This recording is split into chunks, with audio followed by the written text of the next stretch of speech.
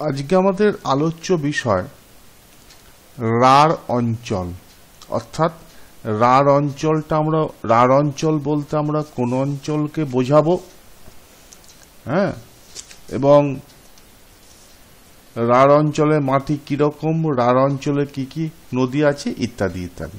তো আসি, পশ্চিমবঙ্গের রাঢ় অঞ্চল কোথায় অবস্থিত? পশ্চিমবঙ্গের রাঢ় অঞ্চল কোথায় অবস্থিত?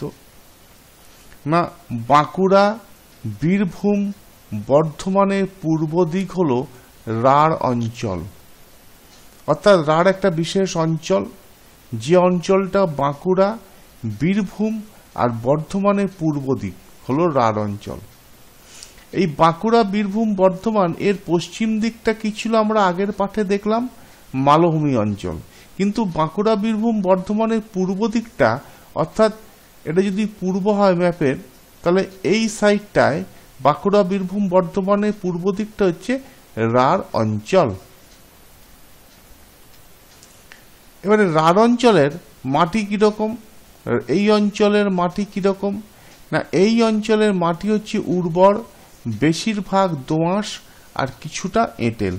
এই অঞ্চলের মাটি উর্বর, বেশিরভাগ হচ্ছে দোআঁশ এবং কিছুটা হচ্ছে এঁটেল মাটি আছে। এবারে রাঢ় অঞ্চলে কি কি নদী আছে? না, রাঢ় অঞ্চলে রূপনারায়ণ আছে, কংসাবতী আছে, মৌরাক্ষী আছে, অজয় আছে ইত্যাদি নদী কিন্তু রাঢ় অঞ্চলে দেখতে পাওয়া যায়। কি কি নদী? রূপনারায়ণ নদী, কংসাবতী নদী, মৌরাক্ষী নদী, অজয় নদী, এই নদীগুলি কিন্তু রাঢ় অঞ্চলে আছে। তাহলে যদি আমরা জানি যে রাঢ় অঞ্চলটা কোথায় অবস্থিত, না পশ্চিমবঙ্গের বাঁকুড়া এবং বীরভূম এবং বর্ধমানের পূর্ব দিকটা হলো রাঢ় অঞ্চল। এই অঞ্চলের মাটি কিরকম? এই অঞ্চলের মাটি হচ্ছে উর্বর, বেশিরভাগটা দোআঁশ, কিছুটা কিন্তু এঁটেল। এই অঞ্চলে কি কি নদী আছে? এই অঞ্চলে রূপনারায়ণ, কংসাবতী, মৌরাক্ষী, অজয় ইত্যাদি নদী কিন্তু রাঢ় অঞ্চলে অবস্থিত। তাহলে তোমাদের রাঢ় অঞ্চল সম্বন্ধে একটা প্রাথমিক ধারণা কিন্তু হলো।